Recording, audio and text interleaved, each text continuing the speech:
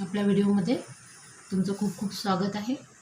तर मागच्या व्हिडिओमध्ये आपण बघितलं की जी वर्णमाला आहे त्याच्यामध्ये कंठस्थ काय आहे, उष्म काय आहे, ह्या सगळ्या बघितलं. आता या व्हिडिओमध्ये आपण बघणार आहोत संधी. संधी ठीक आहे. तर संधीचे भेद किती आहे? 3 आहे. कोणते आहे? स्वर संधी, दुसरा आहे विसर्ग संधी, तिसरा आहे व्यंजन संधी. ठीक आहे. ह्या 3ही संधी आहे. तर यामध्ये आपण प्रथम बघूया स्वर संधी. स्वर संधी म्हणजे काय?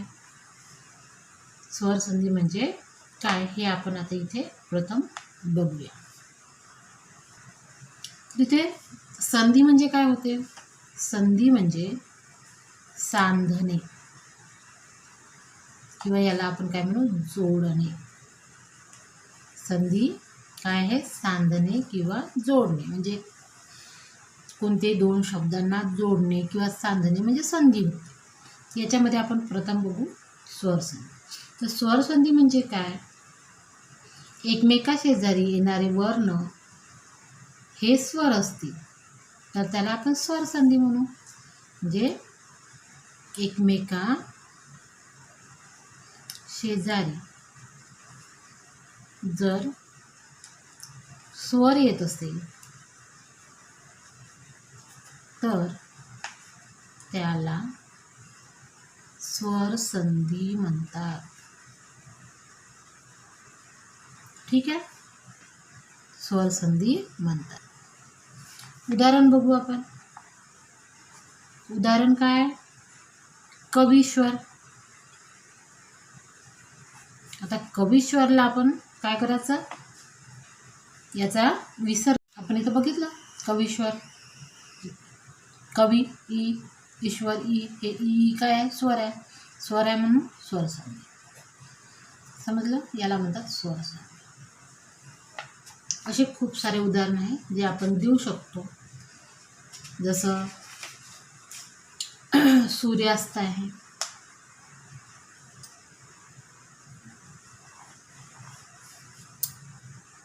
सूर्यास्त,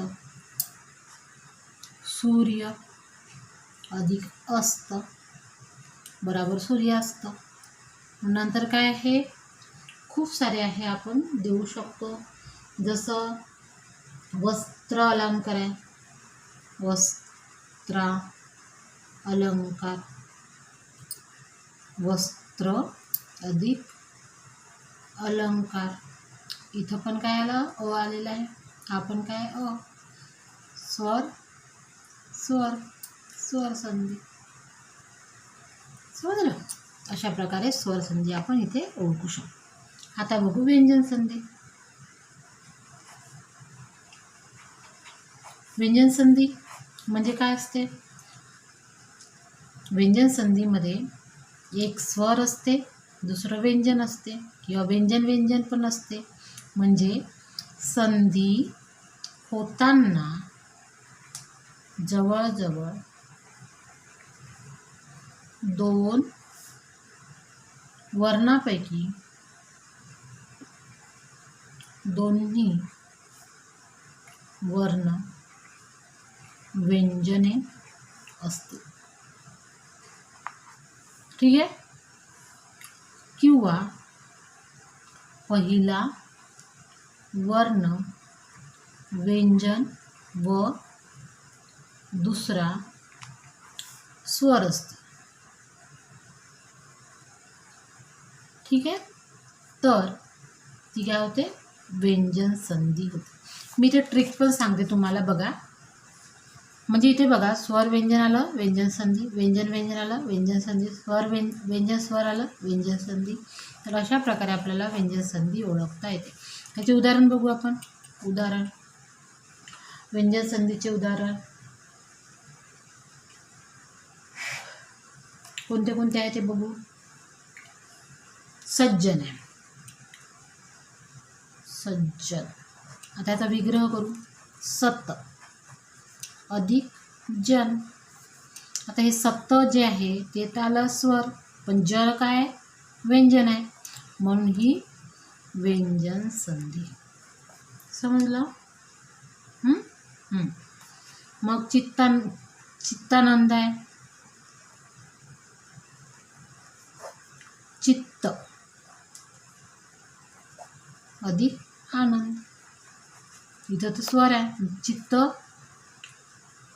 व्यंजन, बरोबर आहे, म्हणून हे काय आहे? व्यंजन संधी. लक्षात राहील. याच्यानंतर आपण बघू विसर्ग संधी. विसर्ग संधी. आता विसर्ग संधी कशी ओळखायची ते आपण बघू. हे जे 2 डॉट असते त्याला विसर्ग म्हटलं जाते, हे लक्षात ठेवायचं. तर विसर्ग संधी, विसर्ग हा स्वतंत्र स्वर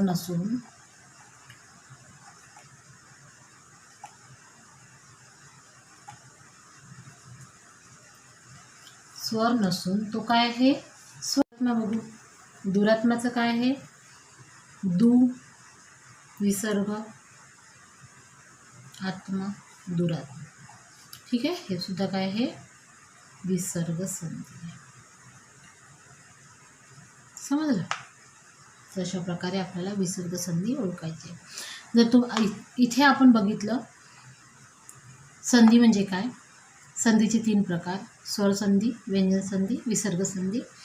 आता विसर्ग संधी म्हणजे काय, स्वर संधी काय, व्यंजन संधी काय, कशी ओळखायची हे आपल्याला माहिती झालेलं आहे. अशा प्रकारे तुम्हाला जर व्हिडिओ आवडला असल्यास व्हिडिओला लाईक करा, चॅनलला सबस्क्राईब करा. धन्यवाद.